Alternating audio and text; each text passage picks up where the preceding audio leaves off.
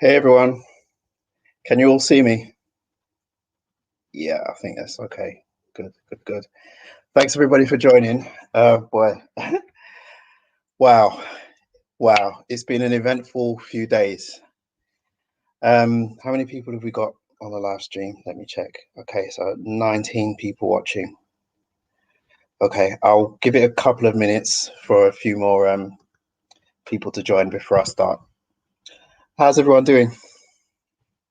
Oh, happy St. Patrick's Day for everyone who celebrates it. That's the first time I've actually said that publicly. Oh boy. Please feel free to shout at me in the comments as well. I will be putting comments on the screen. Okay, so Sophia, hi Sophia, how are you doing? Sophia says, I really like all the interviews you've been uploading. Thank you so much. I really appreciate that.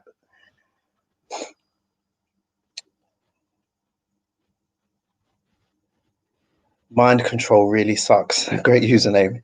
Never joined before. What's going on? Okay, so what's going on is that actually I'll explain when I start in the next couple of minutes. I'm just waiting for a few more people to join. Maybe running a little bit late. Are you really Scottish, Jean? I doubt that.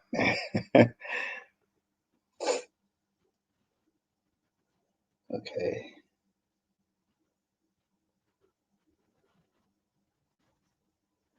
Okay, so there's 24 people now. Let's say I'll start when we get to 25.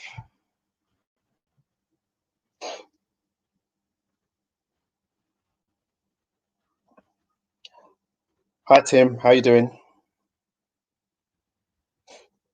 Oh, you're half Scottish, Jean. Okay. Okay, I stand corrected. Okay, so there's 26 people watching now. All right, so I will begin. Just bear with me.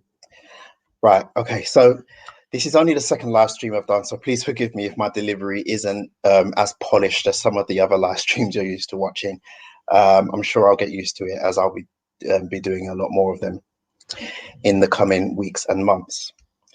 Okay, so why are we all here? So on Saturday, I received a text, and it was from a good friend of mine, somebody that I've more or less grown up with when I was a witness. And the text was a screenshot of the thumbnail for my very first YouTube video. And I can't say everything that was in the message because it would give his identity away, and he wants his identity to remain secret for now. But the message said something like, I wish I had your courage, you know, I'm trapped and I don't know what to do. So I replied back and I said, have you woken up? And he said yes. And we just got talking, and we, you know, I asked if I could call him, and then he called me, and then we spoke for like 2 hours. And he was telling me how he woke up and realized that the Jehovah's Witnesses weren't the true religion, if there even is such a thing, and what his situation is like now. And it was a really emotional conversation, not just for the fact that we hadn't spoken in like 2 years, but also for the fact that, you know, his situation, he genuinely is trapped. And I'll explain more about that later. But for anyone who's watching who has never been a Jehovah's Witness, oh boy, where do I even begin? So I remember a while back watching a comedian whose name I cannot remember for the life of me, which is really sad on my part. But she's an ex-Jehovah's Witness. And when I started waking up, I was watching, I just completely consumed all ex-JW content. And there was something that she said that really stuck out to me. And it was, one defining hallmark of a cult is how easy it is to leave. Can you leave with your dignity intact? And if you're asking that question about Jehovah's Witnesses, the answer is no. There's absolutely no way to officially leave the organization with your dignity intact. It's just not possible. There's no avenue, there's no process by which you can leave the organization officially without paying a heavy price. There are ways that you can leave the witnesses unofficially by just fading away gradually and not attending, and and ignoring the repeated attempts from the congregation elders to track you down and get in touch with you and have a conversation with you. That is possible. But if you want to leave officially and to officially no longer be counted as one of Jehovah's Witnesses, you can't do that without paying a heavy price. And when I say a heavy price, I mean your family and your friends will shun you. They just stop speaking to you, and that's a dictate from the religion. There is a real irrational fear of anyone who's left the religion, former members. You're not to have anything to do with them. You're not supposed to speak with them, have any dealing with them at all. And this even extends to immediate family. As anyone who's been a witness and it has either disassociated, which is where they voluntarily leave, or being disfellowshipped, which is where they're expelled for some kind of breaking of the organization's rules, they'll tell you, excuse me, especially if you're born into the religion. I don't like calling it religion, but for ease of explanation, I'll say religion. If you're born into the religion, most likely your entire support network will be Jehovah's Witnesses, because witnesses aren't supposed to make friends or keep in close contact with family who are not witnesses. Your whole community are made up of Jehovah's Witnesses. So if you, for whatever reason, leave the organization, leave the group, that's your community gone. Your friends, family, anyone you've ever had a close relationship with, gone. They will not speak to you. If you see them in the street, they will cross over the road and act like you don't exist. They will treat you as if you're dead, basically. So that's why it's so hard to leave the religion, when you, for whatever reason, and that is the situation that my friend is in now. I'm going to call him by the pseudonym John Ash, which there's sort of like a de facto tradition in the XJW community that if you're an ex-witness and you want to remain anonymous, your first name is John and your last name is the name of a tree. So it started with John Cedars, who is Lloyd Evans, and then John Redwood, who is Mark O'Donnell. We also have a John Maple, John Sequoia. Recently, I interviewed a lady who's going by the name Jane Asa. So I'm going to refer to my friend as John Ash. Okay, so that's a little background on Jehovah's Witnesses and shunning. So now what I'm going to do, I'm going to read to you a statement that John Ash has asked me to read to you all. So just bear with me while I get my notes up. Now, this was really, really difficult to write because it was very, very difficult to write while keeping his identity anonymous. So I went through it with him, and we discussed which parts we wanted to leave in and which parts we wanted to take out, so as to keep him, as to protect his identity.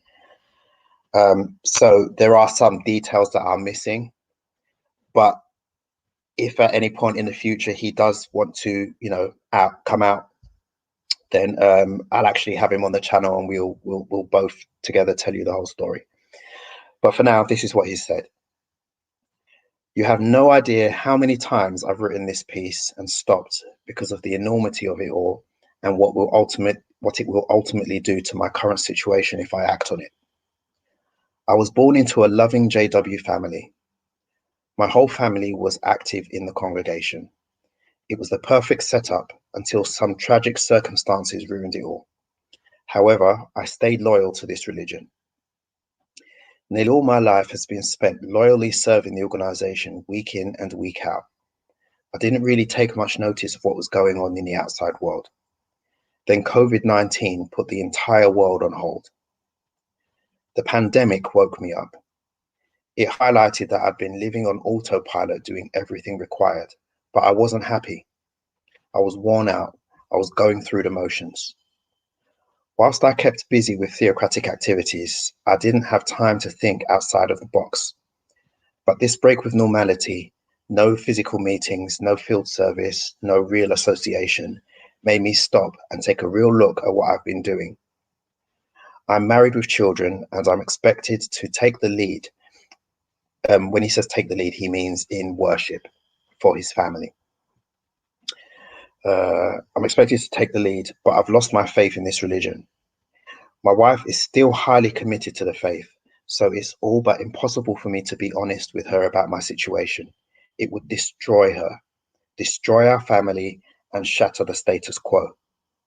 That's the frustrating thing. I can't just leave without it being a very messy spiritual divorce from the organization. I know my wife. She would contact the elders so they could give me spiritual help, but it would ultimately end up becoming a judicial committee once I opened my mouth. So if you're unfamiliar with the term, a judicial committee is basically a court. It's like the Jehovah's Witnesses internal court system. So whenever somebody is committed what they deem to be a serious sin, a judicial committee of 3 elders is convened, and you're summoned to appear before this committee.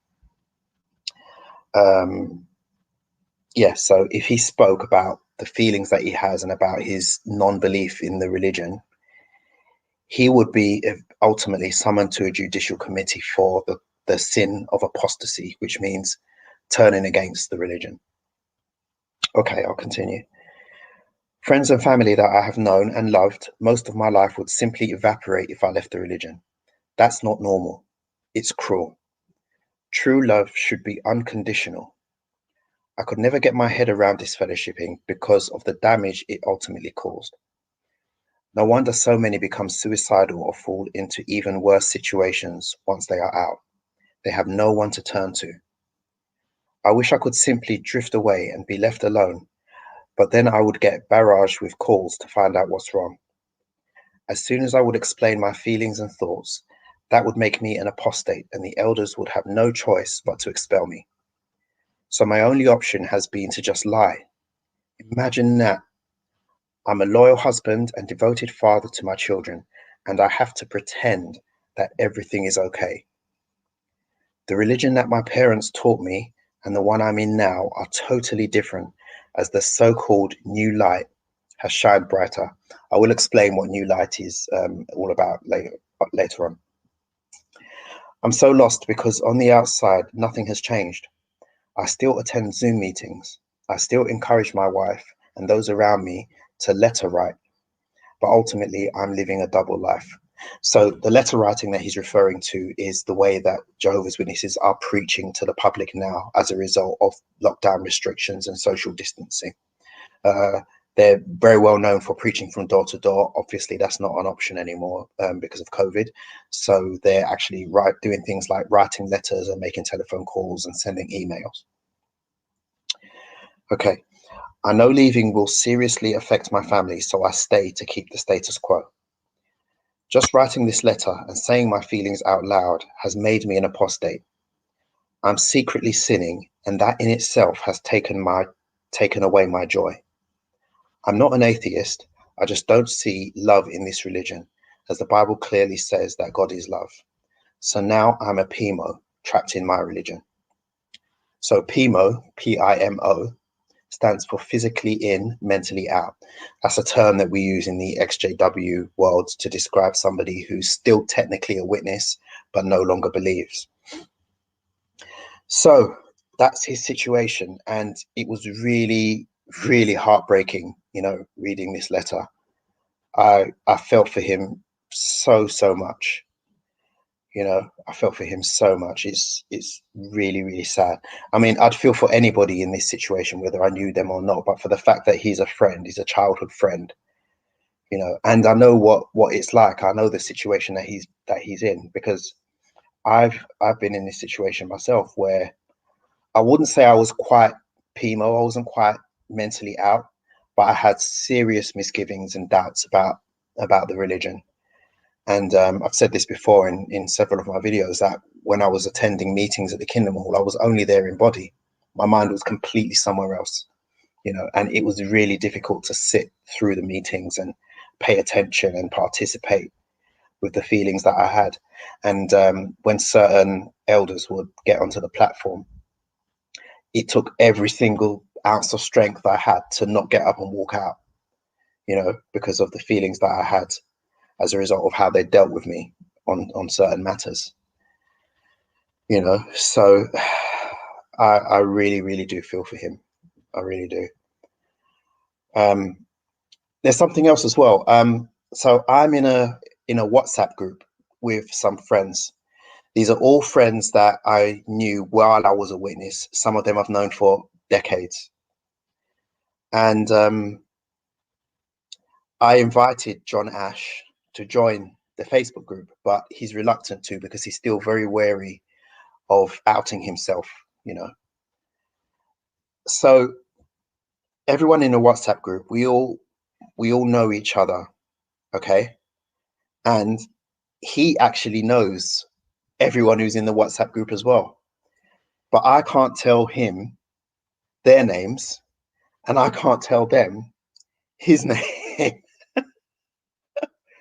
you know, because that's how bad it is. Not that there's any kind of distrust within the group. I mean, we've all sworn that whatever we say in the group stays in the group, and we all keep to that 100%. But when somebody is in such mental fear that they have to act that way, that should tell you that something's wrong. You know, if you're in a religion and the only way that you can exit the religion, the process you have to go through to exit the religion is essentially mounting a clandestine operation, then you're not in a religion, you're in a cult. You know, what other religion, which, you know, what other mainstream religion is like that? Have you ever heard of anyone who goes to their local church, you know, and they one day decide that they don't want to go anymore, and then that's it, their whole complete world is just torn from under them? It just doesn't happen. You know, there's just it's not justifiable. It isn't justifiable. In fact, recently in this is really bad of me not to know this. Is it Belgium or Portugal? Can somebody please put in the comments the recent court ruling that was made in Europe? I think it was either Belgium or Portugal. But anyway, one of those countries, they were taken to court. Or was it the Netherlands? I think it may have been Holland. But the witnesses were taken to court, and they, you know, there was a hard-fought legal battle to get disfellowshipping and shunning made illegal, and the court has sided against the witnesses, and it is now illegal, and they've actually been fined. Thank you very much, Rianne. It's Belgium. Thank you. So the witnesses were fined 12,000 euros on 8 counts. So in all, 96,000 euros. They've been fined, and the practice is now illegal, which is a really great, you know, legal victory against this cruel practice. It really is a terribly cruel practice.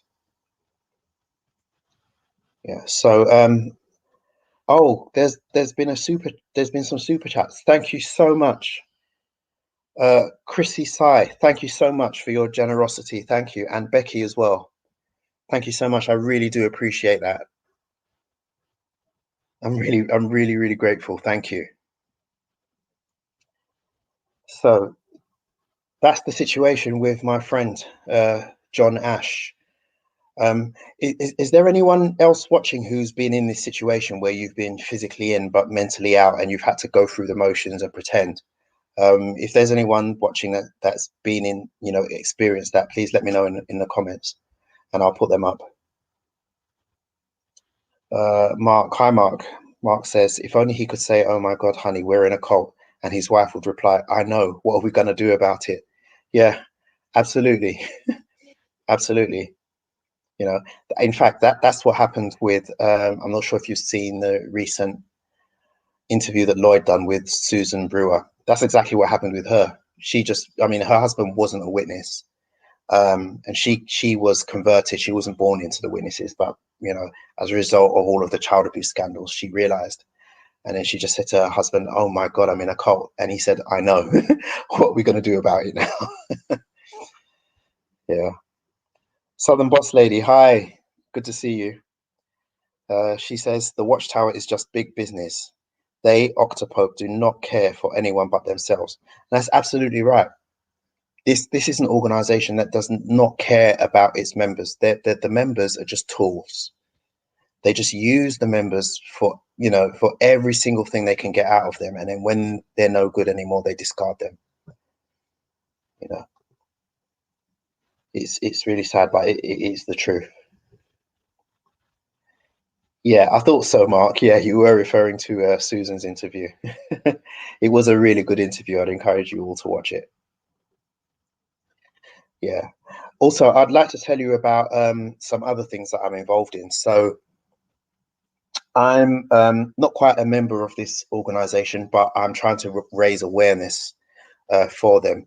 The organization is called I Got Out, and you can find their website at igotout.org. And they have resources for people who are leaving cults or who have left a cult and are trying to acclimatize to normal everyday life. They have a lot of helpful resources there. So please check them out. And also, if you have a story about leaving a cult or a high control group, not necessarily Jehovah's Witnesses, it doesn't have to, it's not limited only to Jehovah's Witnesses, but if you've been in a situation like that and you'd like to share your story, please share your story. You can contact the website organizer, or you can just post something on social media with the hashtag I Got Out. And yeah, that will raise awareness for the cause, and it is really a worthy cause. Yeah. Also, I'm not sure if you're familiar with Dr. Stephen Hassan. So he's an, how do I describe him? He's a cult expert.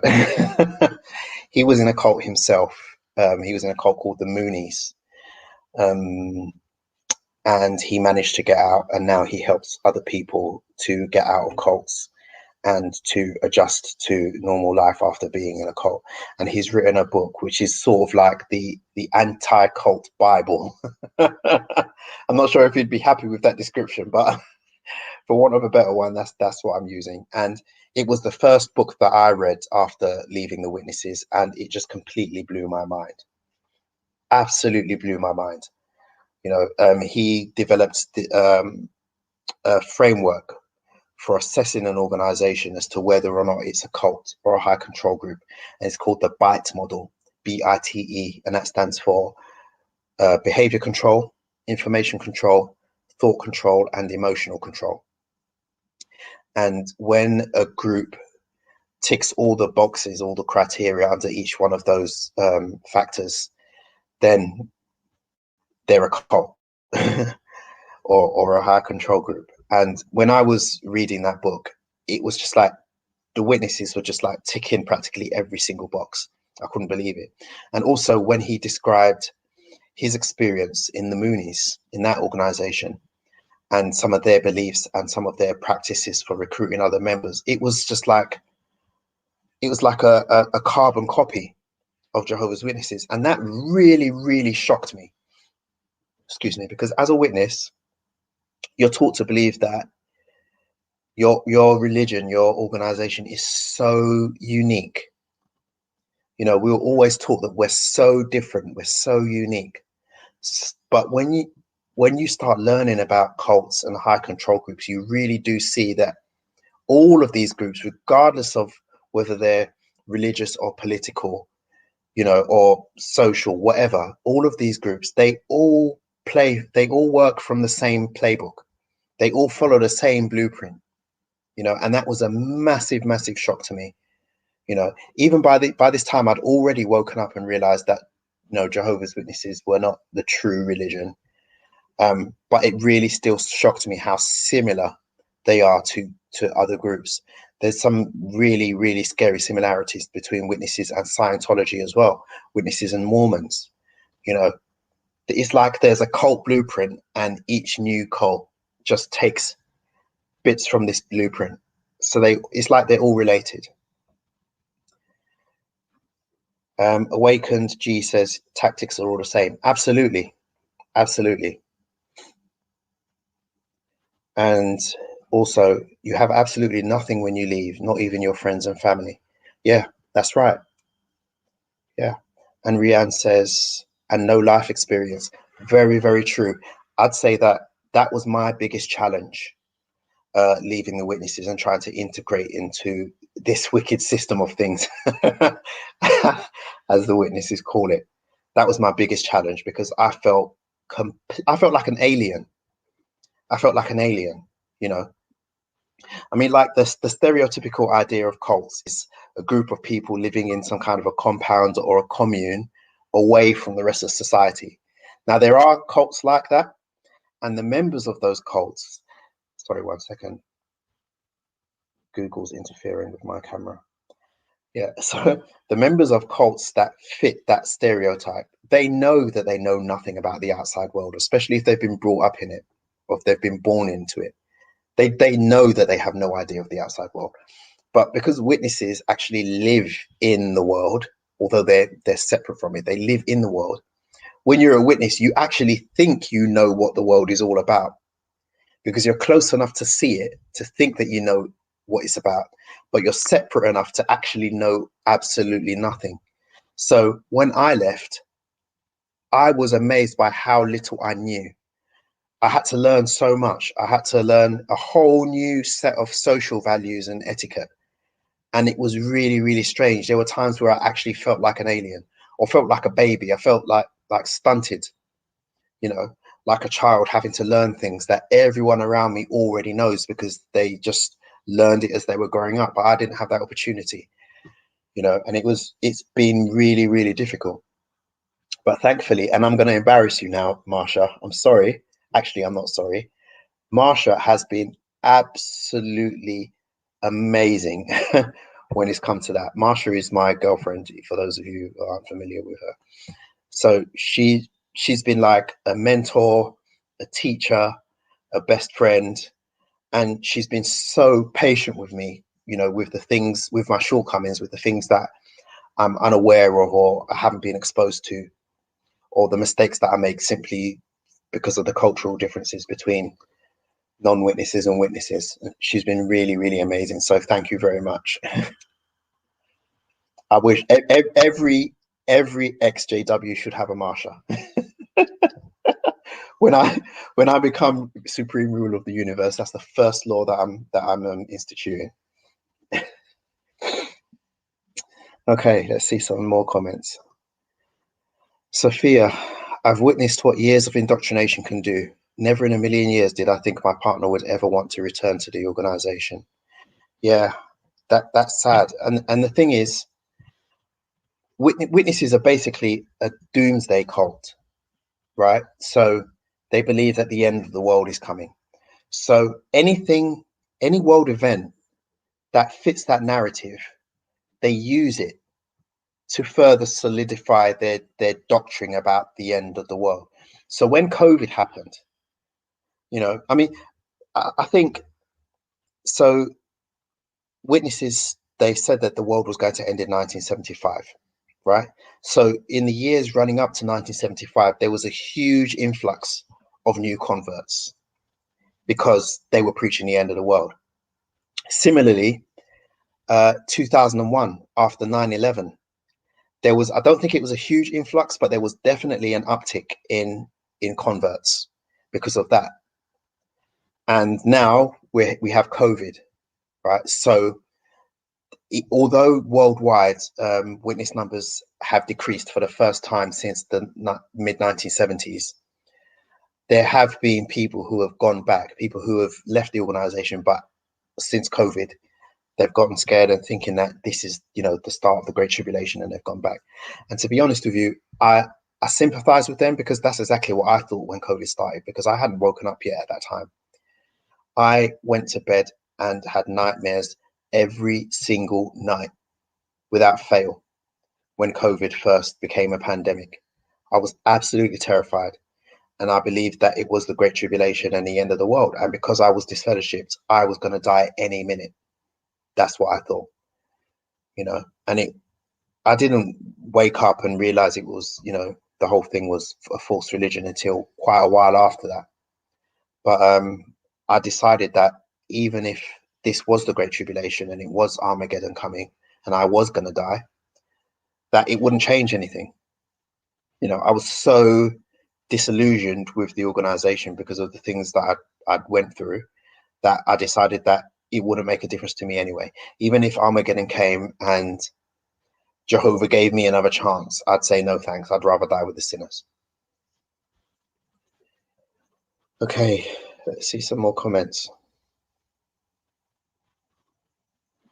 Sophia, I've never been a JW, but my partner wants to return to the organization. I see all the mental and emotional struggles he goes through. Yeah. That's really, really sad. So there are 4 types of Jehovah's Witness. There's PIMI, P-I-M-I, which is physically in, mentally in. So that's an active witness who 100% believes it's the truth. And then there's PIMO, physically in, mentally out, which we've discussed already. Somebody who is still technically a witness, and they may even be an active witness, but they no longer believe, they're mentally out. Then there's POMI, which is physically out, mentally in. So somebody who is no longer a witness, they're either disfellowshipped or disassociated, but they still believe it's the truth, right?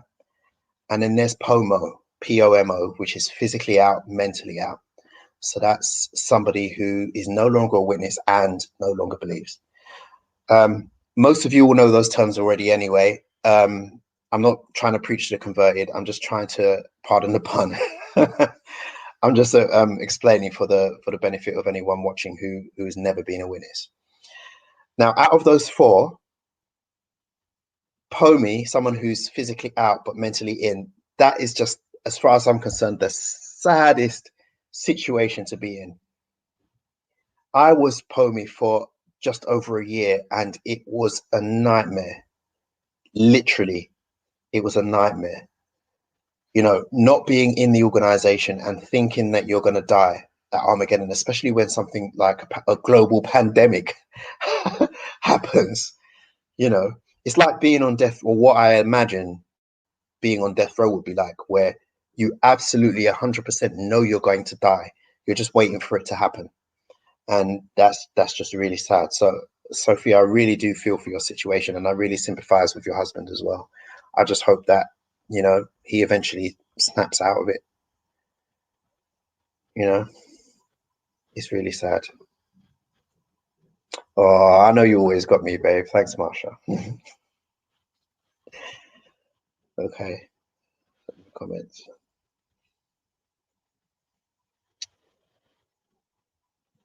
Okay, Samuel Caligari says, just like my father, he was inactive for 13 years, and in 2020 he returned back. Oh man. Yeah. And I'm sure that's as a result of the pandemic, right?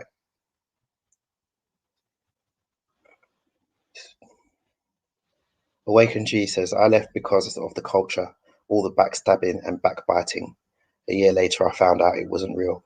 Yeah, definitely.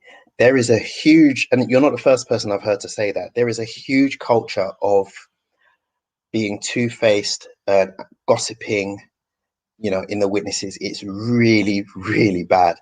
I know of people who have left the witnesses still thinking it was the truth, but left simply because they said to themselves, if living forever in a paradise earth, as the witnesses believe, means living with these people, I don't want it.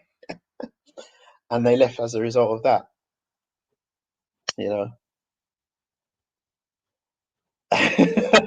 Tim says, last one out of the tower, please switch off the new light. That's good.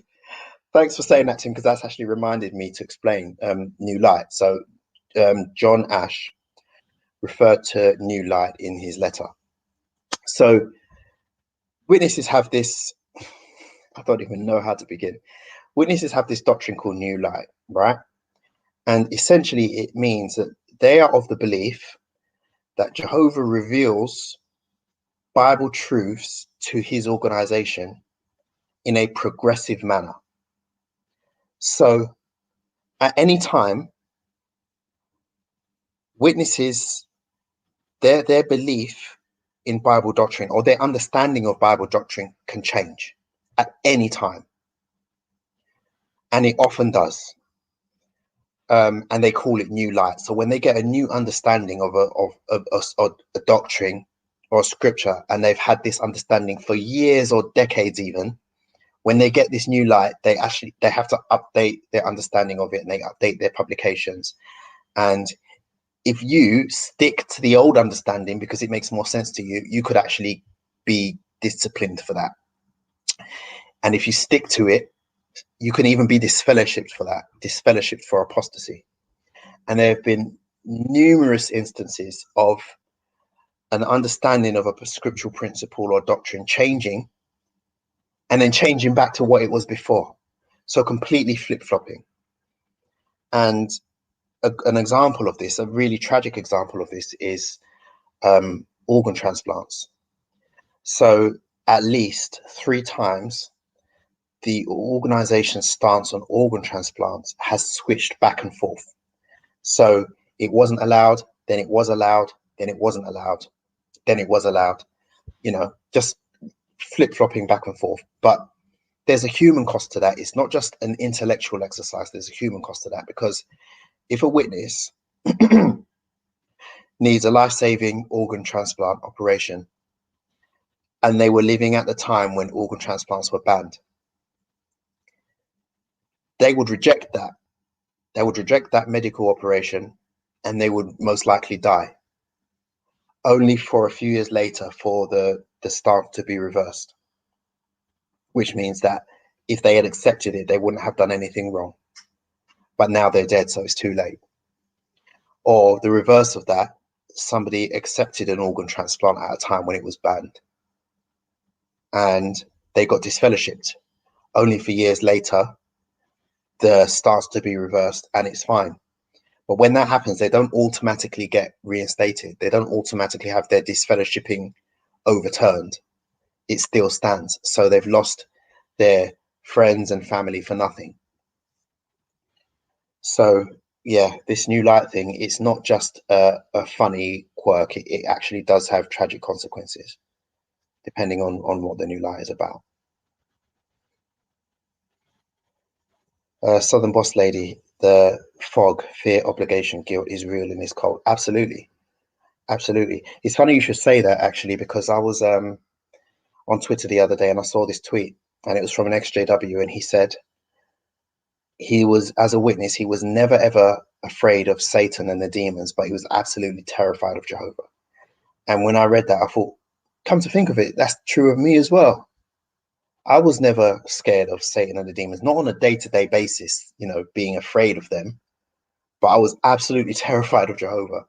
And that is the fear, obligation, and guilt that the organization uses to motivate its members.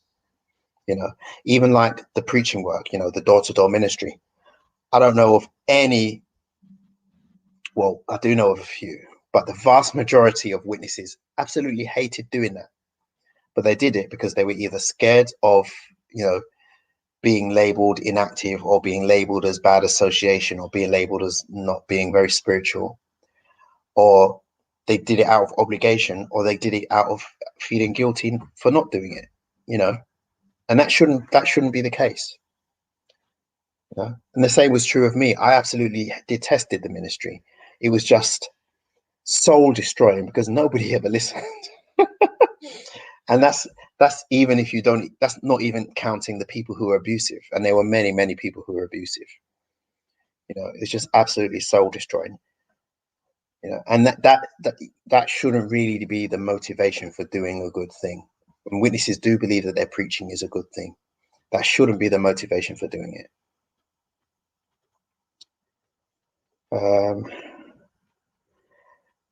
XJW UK, Anita. Hi Anita, how are you doing? It's good to see you. Okay, so she's responding to Becky and said, absolutely, the elderettes were renowned for gossip and judging. Yes, absolutely. So elderettes is like a colloquialism for the elders' wives. And I'm telling you, elders' wives are just the worst. My apologies to any former elders' wife who might be here. But by and large, the elders' wives did not have a good reputation. Oh my god, I'm telling you, I could tell you some stories about elders' wives and gossiping. Seriously. And not just gossiping, like meddling in other people's business, telling people that their top was too low cut or their skirt was too short or tight or whatever, and taking it upon themselves to just, dictate to people what they should be doing. Oh, they were the worst. Absolute worst. Okay. Mind control really sucks. Says, what's sad is I've heard JW say, well, they'll be in paradise, so it's okay. Exactly. Exactly. That's another thing. That was a really, really big thing for me as well. And I know it is for other XJWs. So witnesses believe that anyone who dies before Armageddon is going to be resurrected after Armageddon. If you die at Armageddon, that's it, you're dead forever. But if you die before Armageddon, then after Armageddon, in the new world, which they believe will be a paradise, then you will be resurrected. So for that reason, most witnesses, can't say all, but the vast majority of witnesses don't really grieve the deaths of their loved ones. They don't. When their loved ones die, of course they're sad, and they would rather that they had them there, but they don't properly grieve because they see it as just being temporary. So imagine being in that situation and having loved ones who you're looking forward to seeing in the paradise, and then you wake up and realize that it's all a load of nonsense. Now you have to start grieving for the loved ones that you've been waiting to be reunited with for however many years. And that is really, really sad. Really sad. There are witnesses, I know for a fact, there are witnesses whose devotion to the organization is purely for the hope of being reunited with their loved ones in the paradise. Every day when they wake up in the morning, they say, I've got to go out in the ministry so that I can see my mum or my dad or my grandparents or my child again. And that's why they stick to the religion so rigidly. Imagine what the mental, I can't even think of the word for it, but imagine what that does to your mind after realizing that your loved one is actually gone and that's it. I mean, most people believe that anyway, but imagine what that's like for witnesses. And something that I found very difficult to come to terms with. I mean, I've lost some people, but I haven't lost many people, fortunately. But what I found difficult to come to terms with was the fact that I'm not going to live forever. Witnesses are taught that as long as you stay faithful to the religion and you survive Armageddon, you're going to live forever. You'll age physically up until about the age of 30.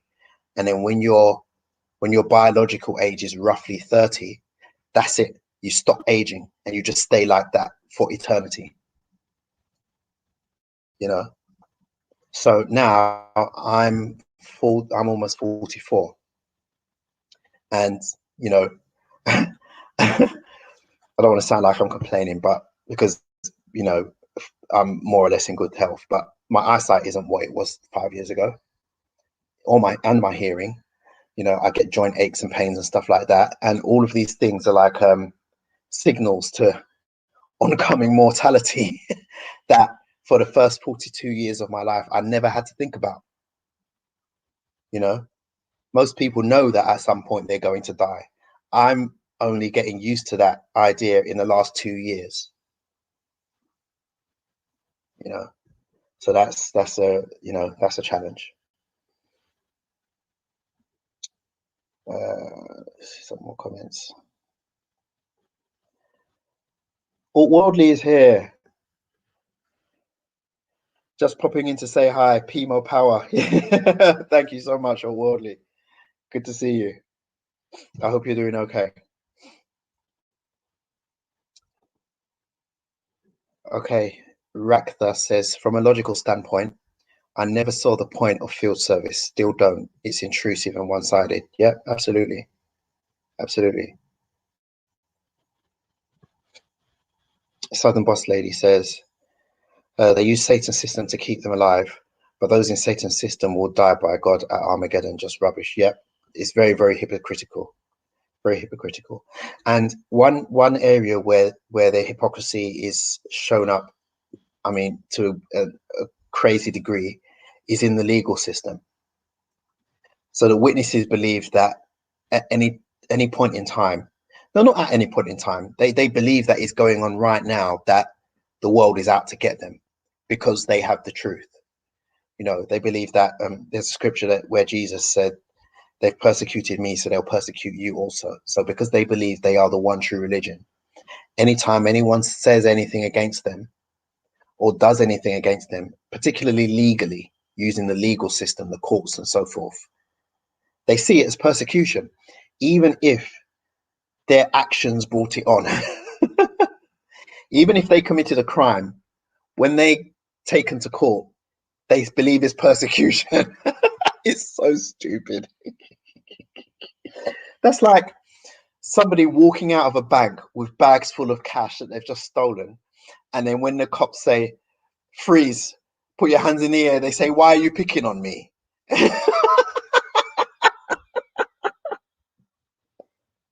So ridiculous. It's so ridiculous. So they believe that the entire legal system in all the countries in all the world is out to get them. But then they are extremely litigious themselves. They have no reservation about using the full force of the law to enforce whatever it is that they want. So can you see the double standard there? I mean, they sue people left, right, and center.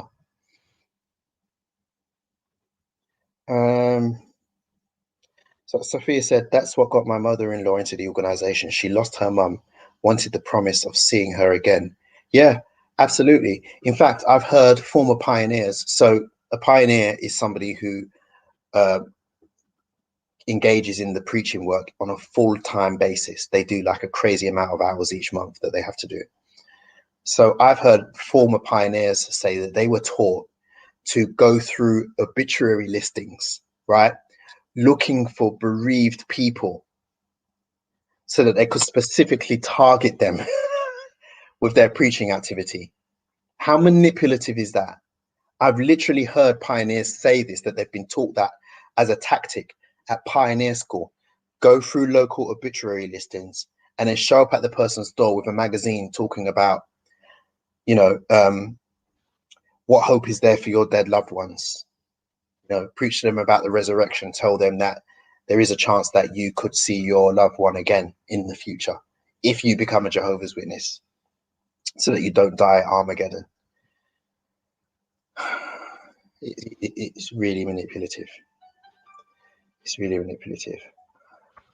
I've got an incoming WhatsApp call that I've just got to cancel. So sorry about that. Okay. So, where am I? More comments.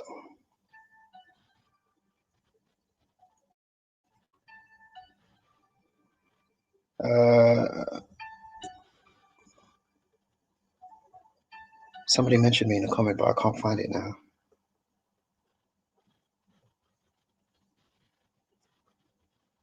Oh yeah, here it is. Benjamin Padilla. Is there a way to contact you? I have a story that I'd like to share. Yes, absolutely. I will put my contact details in the chat. One moment.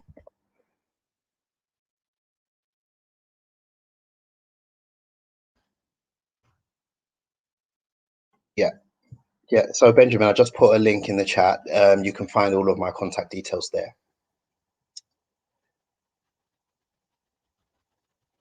Okay, Rantek. Hey, Rantek, how are you doing?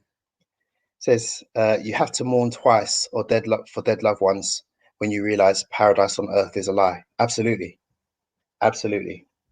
Yeah, it's really sad. Higher evolutionary. I rather enjoyed the ministry. Okay, that's unusual. I did a lot of unwitnessing as I was a PIMO for years. I actually got counseled for using the Bible only instead of the publications. Wow. Wow.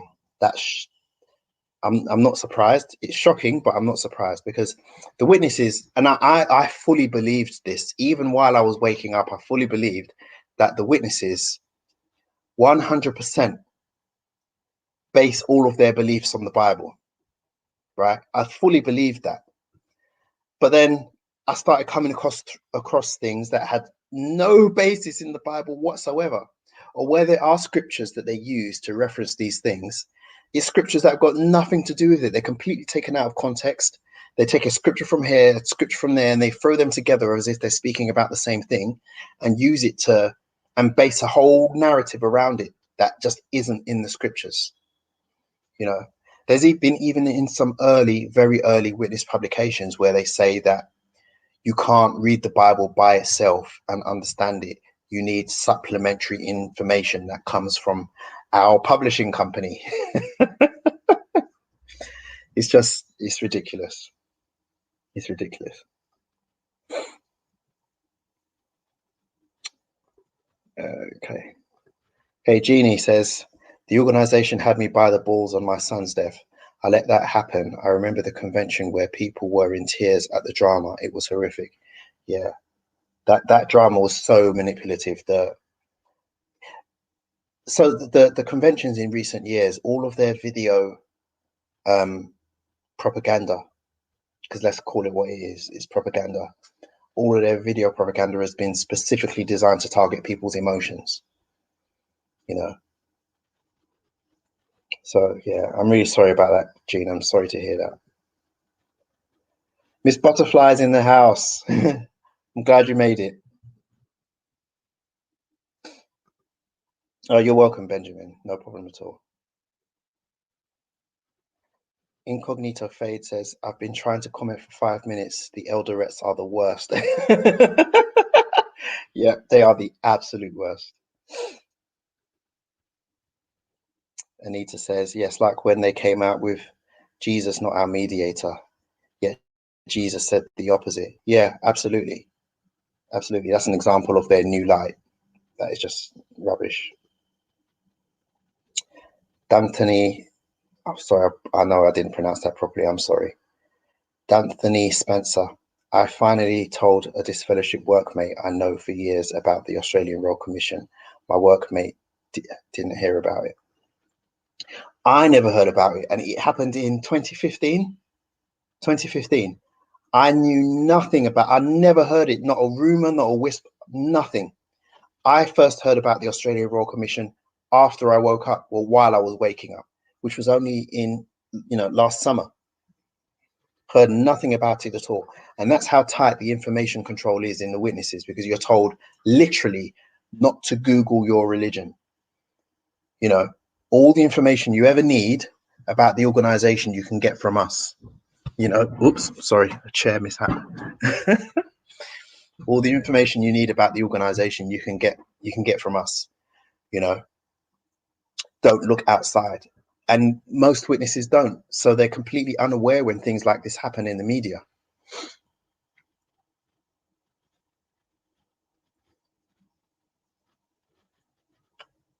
Oh no, Rianne, I'm sorry. I didn't know that. That's what happened to you when your baby daughter died. I'm so sorry for your loss. I had no idea that you lost a child.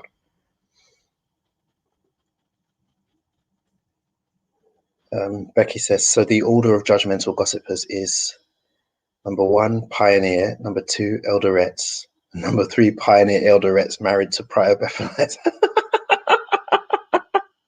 Yeah, absolutely. Sean's in the house. Sean, how you doing?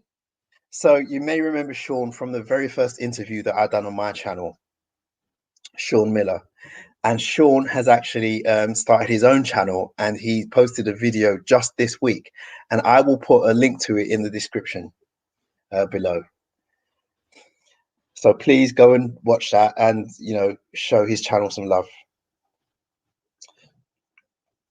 So Audley says, my own mother told me that Me leaving the organization is worse than death because she thinks I'm throwing away this life and my shot at the next one. Yeah, absolutely. That's exactly what they believe. And you know what? As I'm ashamed to admit this, but when I was a witness, I believed exactly the same thing. And I used to tell my kids this, and I still haven't fully resolved the guilt that I have for being such a good indoctrinator of my children, because I really, really indoctrinated my children. I was very, very good at getting them to believe witness doctrine. And I remember years ago, there's this doctor who he's like a celebrity doctor in the UK. His name's Dr. Winston. And he has this TV show that comes on every couple of years. So he charted the lives of these children right from when they were babies. And every couple of years, they do another program to see where those children are at now. And yeah, so his whole field of is childhood development. So he done this experiment where he had a group of children, and one at a time he put them in a room and he made them sit at a table, and then there was a moderator in the room with them, and the moderator said to them, here is a piece of chocolate. You can eat this piece of chocolate now, or you can wait 5 minutes and then have this whole bar of chocolate. So the experiment was meant to investigate children's perception of time. And it found that children who were roughly about 7 years old and younger opted for the one piece of chocolate because their perception of time is different to older children. So to them, 5 minutes was a long time. But children over the age of about 7, they knew that 5 minutes wasn't a very long time. So they waited for the bar of chocolate. And I would use this as an illustration to my kids to teach them that there's no point in making the best of this life, because this life is like the one piece of chocolate, whereas life in the new world is the whole bar. So if you opt for this life, then you're immature. You're not spiritually mature. You're spiritually immature. But if you put this life on hold and work towards getting the whole bar in the next life, then you're spiritually mature. And I feel so bad about it now. Even listening to myself say it, I feel so bad. But that's what I believed myself. That's what I believed myself, and that's what I taught them. But it's not a bad experiment or a bad illustration, but the fact is that there is no bar. There's no bar. There is only the one piece. So what's wrong in having it? But anyway, as Marsha always says to me, when you know better, you do better. So, yeah.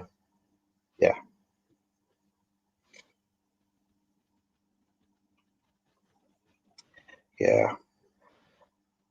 Andrew's in the house. Although I'm a non-believer now, in my opinion, disfellowshipping is not even biblical. It says those removed from the congregation should be treated like people of the nations. They still talk to them. That's right. They still talk to people of the nations. Absolutely. And disfellowshipping isn't biblical at all. Lloyd Evans has a really good video debunking disfellowshipping on his channel. I'll find it and put it in the description later on. And Tracy Ann, hi Tracy Ann, how are you doing?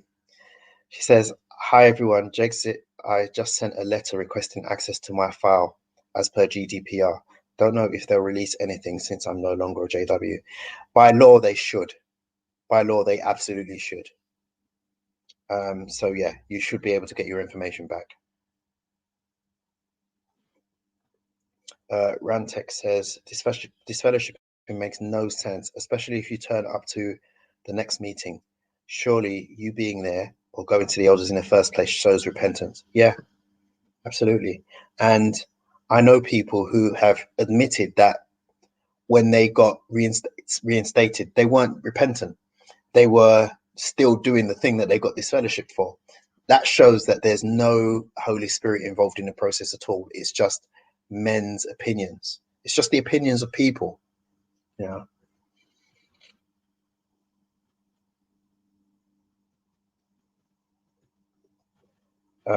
Anita asks, are your kids still JWs? Sadly, yes, they are, and they're shunning me as well.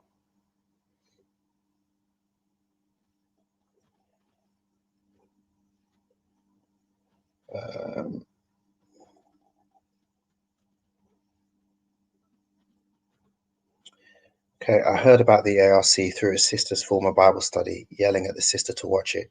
I was in the car about to fall asleep. About a month and a half later, I ended up watching it in full. Yeah, it's truly disturbing. It's truly disturbing. Yeah, I've watched the whole thing twice, and it is really bad. Mark Anthony Joyce says, I feel for you. I feel so much guilt over the 4 people and their children I brought into the cult. One of their children told me he wanted to be a Bethelite, not a doctor. So much guilt over that. Oh man, that's so, yeah, sad. I know exactly how you feel, Mark. Absolutely know how you feel. You know, yeah, it's a shame. It's a shame. So, that's all I got for you for now, really. I will, this won't be the last update that I give you about my friend, John Ash. I'll definitely, you know, I'll definitely chart his journey with you. He's specifically said that, you know, he'd like me to do that. So I will bring you updates as and when I get them. And my hope is that he can just find some way to get out and get out with minimal cost. You know, there's no way that you can get out without a cost. But I just hope that the cost isn't too high. Speaking of costs, if you are unfamiliar with Cliff Henderson, he's an XJW. He has a channel called XJW Fifth. He's also a rapper. He has a song called Cost of Doing Business, and it's all about the price that he had to pay for his freedom and to leave the witnesses. And there's a music video and everything. I'll put a description for that I'll put a link to that in the description as well. It's really, really good. Very, very powerful, very emotional as well. Yeah.